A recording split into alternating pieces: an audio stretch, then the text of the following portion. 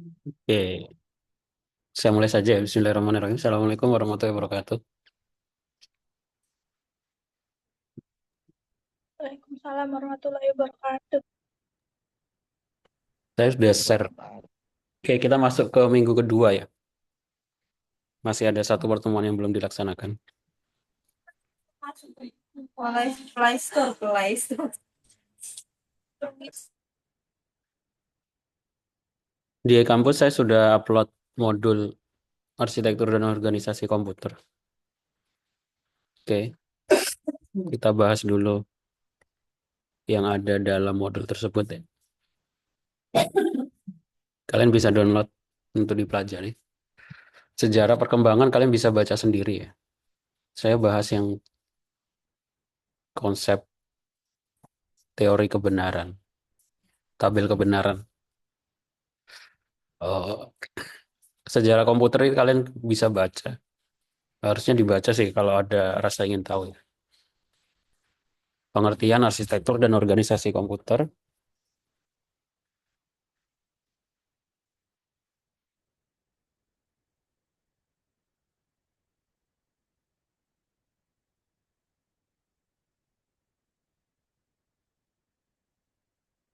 komponen-komponen sistem komputer.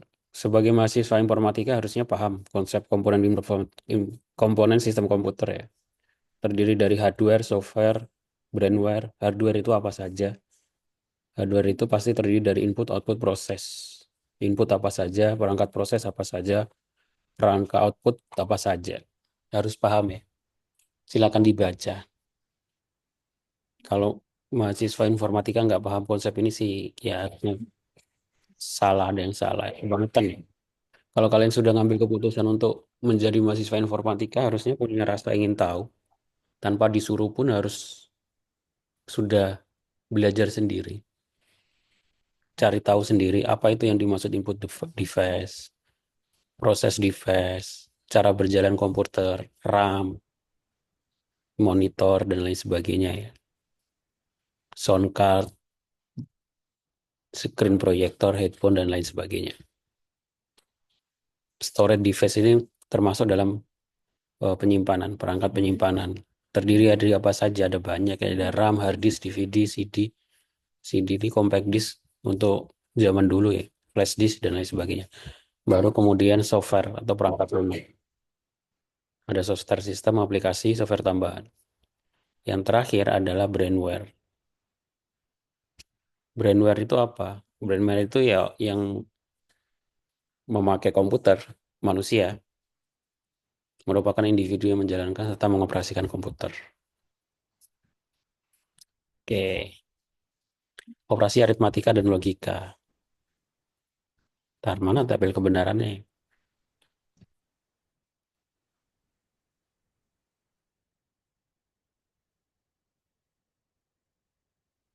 Ini ya, half adder. Saya bahas ini dulu ya. Nanti saya kasih tugas ya. Kalau ada tugas half adder atau disebut penjumlahan tak lengkap merupakan rangkaian adder yang hanya menjumlahkan 2 bit. Half adder memiliki dua masukan yaitu A dan B dan memiliki dua keluaran yaitu sum and carry out. Jika A adalah 0 dan B adalah 0, dijumlahkan hasilnya 0. Jika A adalah 0 dan B1 dijumlahkan hasilnya adalah S1. Jika A adalah 1 dan B adalah 1 dijumlahkan, hasilnya adalah 0 dengan nilai pindahan carry out 1. Kalau digambarkan dalam bentuk tabel ini, ini hampir mirip seperti konsep logika, tabel logika kebenaran N. Ya.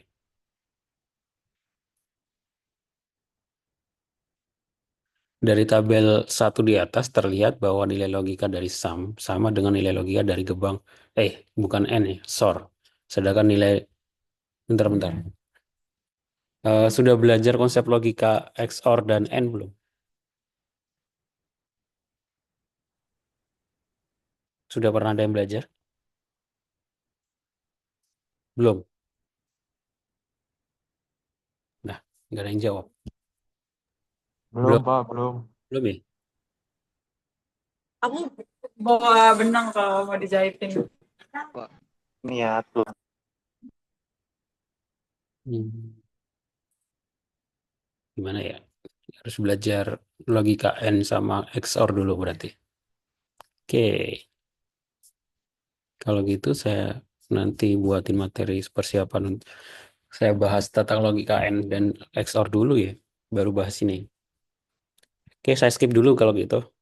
Bab 4, prinsip kerja sistem memori dalam komputer. Ini teori aja sih, kalian bisa baca sendiri.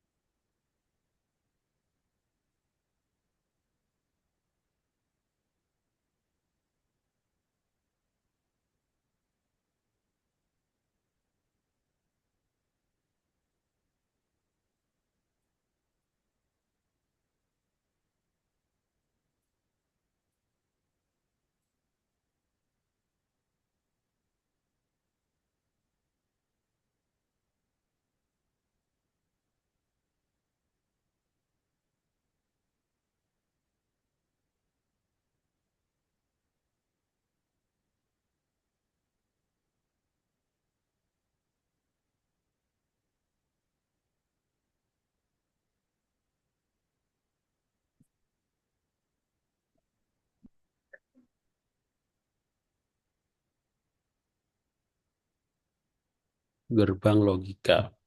Bentar.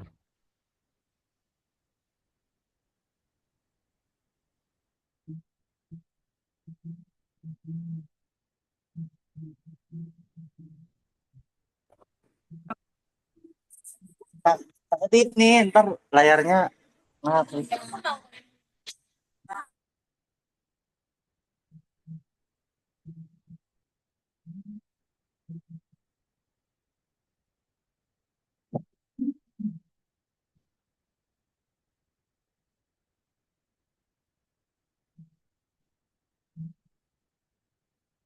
Oke, saya bahas ini dulu aja ya, gerbang logika ya.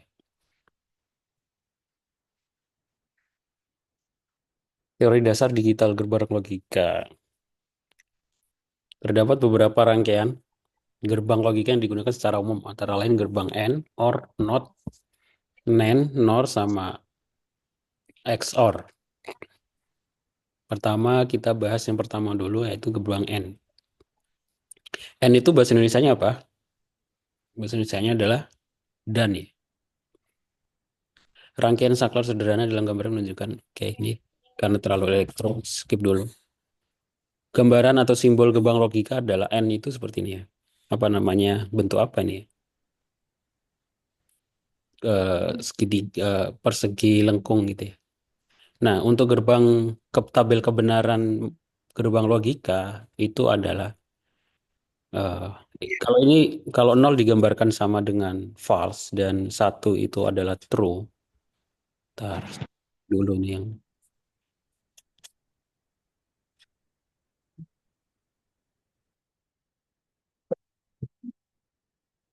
kalau nol adalah kalau nol adalah benar, salah, ke satu itu true atau benar, maka gerbang logika itu dia akan menghasilkan bentar, true ketika dua-duanya benar ya. Dan kalau dibahasakan itu apa namanya? Dua variabel itu harus dua-duanya benar ya. Yang A benar, B benar, maka hasilnya akan benar. Nah, teorinya seperti itu. Makanya di sini ini ada tabel A, B, dan C. Jika A adalah nol, berarti A-nya salah ya. B-nya 0, A-nya B-nya juga salah, berarti hasilnya adalah 0. Salah. Jika A-nya 0, B-nya 1, hasilnya adalah 0. Nah, hasilnya itu 1 atau benar jika dua-duanya 1 atau dua-duanya benar. Itu gerbang logika N. Bisa dipahami? Bisa, Pak. Kalau Bisa, kita Pak. tulis dalam pemrograman Python,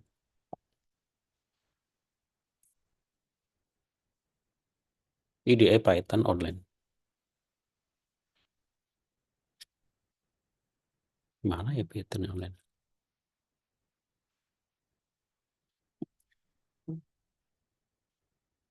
Jika A adalah true,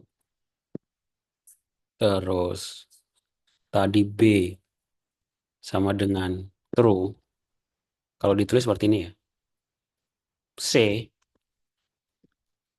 A, N, B.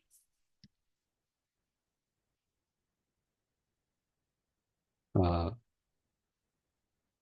A, N, B sama dengan C. Apa masalahnya? Print C sama saya. Iya. Iya, Pak. Saya masih ngajar. Jam 2 ya? Aja. Iya. Saya di luar dulu ya, Pak. Iya. Kasih, Pak. Makasih, Pak. Kalau ini dicetak,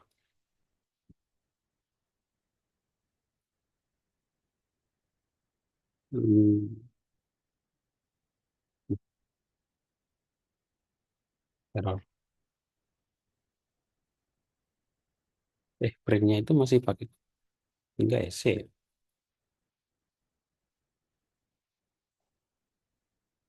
Apa langsung gini aja?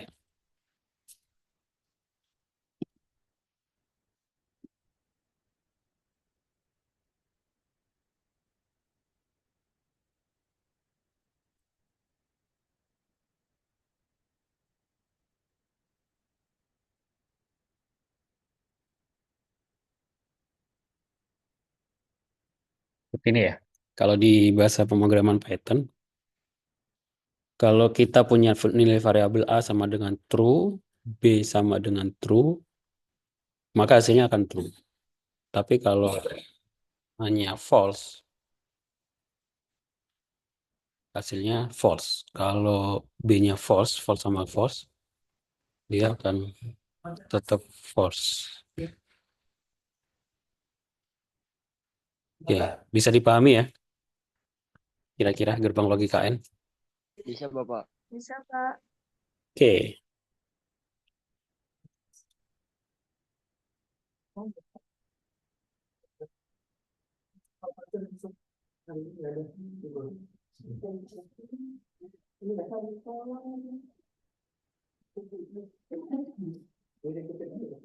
Nah, kebalikannya, kita untuk yang kedua, gerbang logika OR.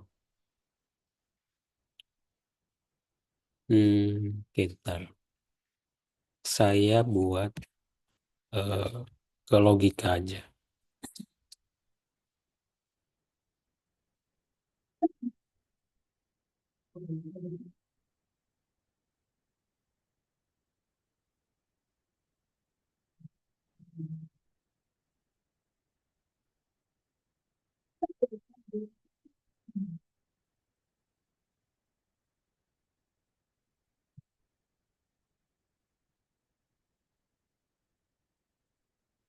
Mas, coba dari refresh. Tambahnya. Tetap Pak ini.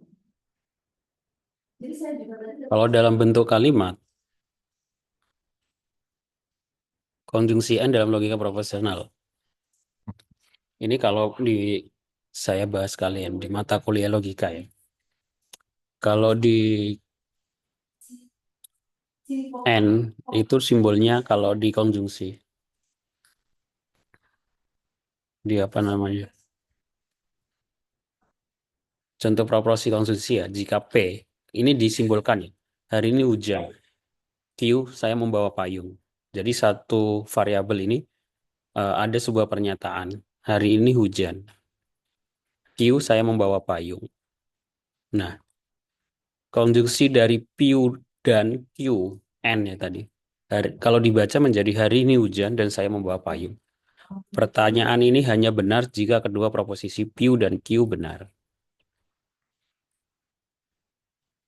Kalau ditulis dalam bentuk bahasa seperti ini.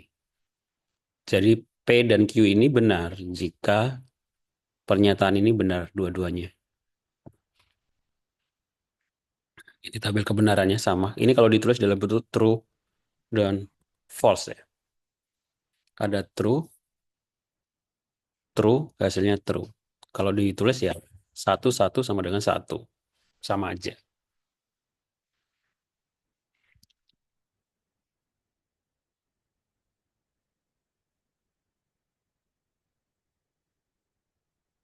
Oke,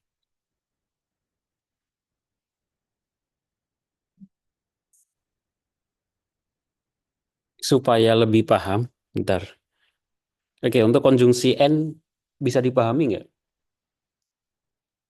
Bisa, Pak. Bisa ya? Bisa, Pak. Ngajar. Bisa, Pak. Eh, dan karena saya pengen melihat kemampuan. Ini semester berapa sih? Semester, Pak. Semester 2, Pak. Semester 2 ya. Saya kasih tugas ya, tulis di bahasa pemrograman Python. Buat soal nomor 1 ini. Tentukan nilai kebenaran dari posisi berikut. Hari ini hujan, saya membawa payung. Maksudnya gimana? Dibuat di bahasa pemrograman Python ya. Maksudnya gini, saya kasih contoh. Hmm, Mana tadi ide Pythonnya? Oke, seumpama saya punya variabel A. Hmm, Mahasiswa.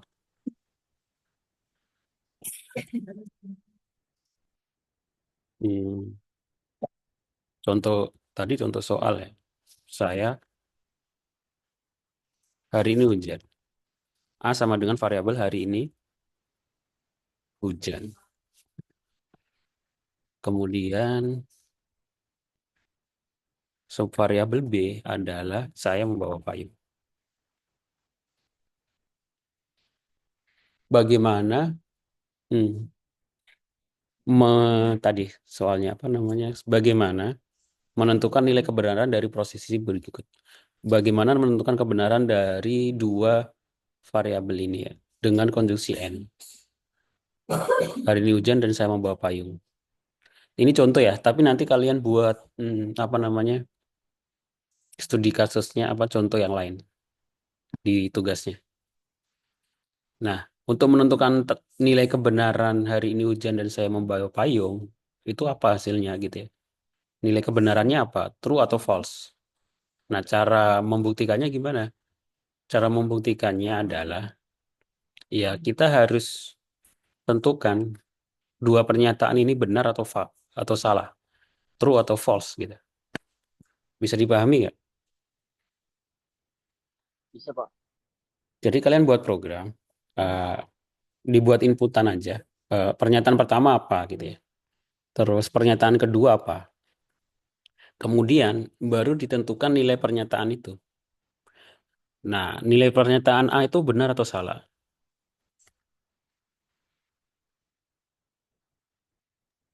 Saya kasih. Jadi nanti dibuat inputan, terus kedua itu ada pertanyaan kedua. Pernyataan kedua itu true atau false gitu ya. Kalau saya kasih contoh di sini eh, pernyataan. Pernyataan satu nanti di input itu true atau false gitu ya. Tergantung studi kasusnya ya. Contohnya true gitu ya. Terus pernyataan kedua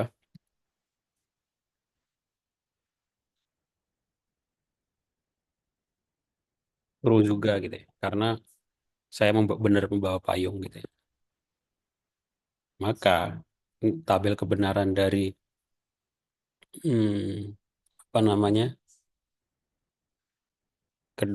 tabel kebenaran dari dua pernyataan tersebut adalah baru dicetak print A Pilih pernyataan 1 and pernyataan 2. True. Kalau enggak ditambahkan seperti ini. Hasil.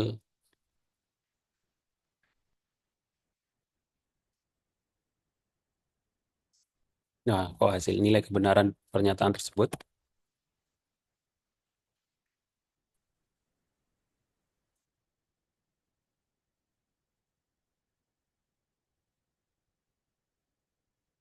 Seperti ini. Nah, tugasnya adalah buat contoh lain dari logika kebenaran N dari dua pernyataan masing-masing ya, dikumpulkan di e-kampus, kemudian diupload diupload di e-kampus dalam bentuk PDF ya, bukan dalam bentuk program. Maksudnya programnya nanti di copy di Word atau ditaruh di PDF, PDF-nya yang diupload.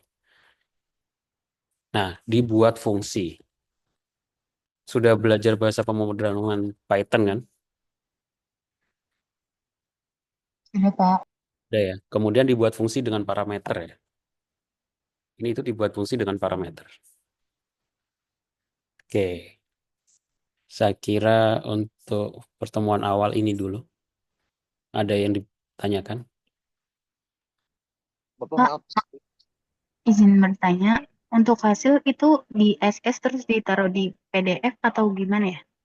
Nah, untuk tugas pemrograman, shortcut-nya itu di copy dalam bentuk teks ya. Kemudian hasilnya itu baru di uh, screenshot. Nah, dan jangan lupa kalau saya minta tugas buat program, itu di awal program itu harus cetak nama sama NIM.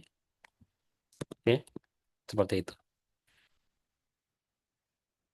Jangan ada yang upload program Python-nya di e-kampus ya, karena di beberapa kelas itu ada yang ngumpulin tugas itu ngupload programnya Python di e-kampus. Ya itu sih nambah kerjaan saya harus buka program, ngerunning gitu ya. Jangan dibuat laporan dalam bentuk PDF aja. Oke, jadi bentuknya hanya SS ya, Pak? bukan hanya SS. Kalau kodenya itu di copy dalam bentuk teks ya. Kode itu dipotong dalam bentuk teks. Siap. Jangan bentuk gambar. Oke. Kalau ada yang nguploadnya dalam bentuk GitHub di link GitHub juga nggak apa-apa.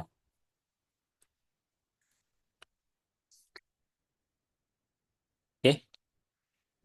Ada Bapak untuk pertanyaan lain? pengumpulannya di pertemuan keberapa, Pak? Pertemuan ketiga Pengumpulannya dari sekarang bisa dikumpulin. Habis ini dikerjain, terus dikumpulin nggak apa-apa. Terakhir minggu depan. di Saya kira pertemuan nggak ketiga, susah. Bapak. Iya, pertemuan ketiga. Pengumpulannya di pertemuan hari ini. Hari ini pertemuan kedua. Oh ya, baik, Pak. Oke, kalau nggak ada pertanyaan. Ada pertanyaan lain? Saya nggak tulis detail tugasnya ya. Jadi kalau pengen yang nggak bisa ngikutin perkuliahan hari ini dan pengen tahu soalnya, silakan lihat rekaman perkuliahannya nanti. Baik, Pak. Untuk studi kasusnya satu aja cukup, Pak. Satu aja kalau pengen tuh. Kan nanti dibuat fungsi ya. Kalau dibuat fungsi kan kalau kalian sudah buat fungsi programnya kan studi kasusnya, jadi studi kasusnya di input ya. Jadi masukkan pernyataan 1, masukkan pernyataan 2, kemudian ni- nilai kebenaran pernyataan 1 apa, nilai kebenaran pernyataan 2 apa, baru kemudian outputnya. Ya, gitu Baik. ya. Bapak, maaf, berarti yang dikerjakan soal satu saja ya, Pak? Soal 1. Bukan soal 1. Ini dari materi saya di mata kuliah logika informatika ini. Saya ambil. Iya, soal 1 ini. Oke, baik, Bapak. Terima kasih. Jangan lupa modul arsitekturnya dibaca. Ada pertanyaan lain? Kalau nggak ada, saya cukupkan. Terima kasih. Kalau ada yang nanya, silakan tanya di grup ya. Di grupnya dibuat untuk pertanyaan ya. Jangan japri. Tujuannya apa? Tujuannya tidak ada pertanyaan 2 kali ke saya gitu ya. Kalau di japri kan, siapa tuh ada yang nanya sama, ya nggak tahu. Kalau nanya di grup kan yang lain jadi tahu gitu ya. Oke, terima kasih. Saya akhiri. Assalamualaikum warahmatullahi wabarakatuh. Waalaikumsalam Waalaikumsalam warahmatullahi warahmatullahi wabarakatuh. wabarakatuh. Terima kasih, Pak.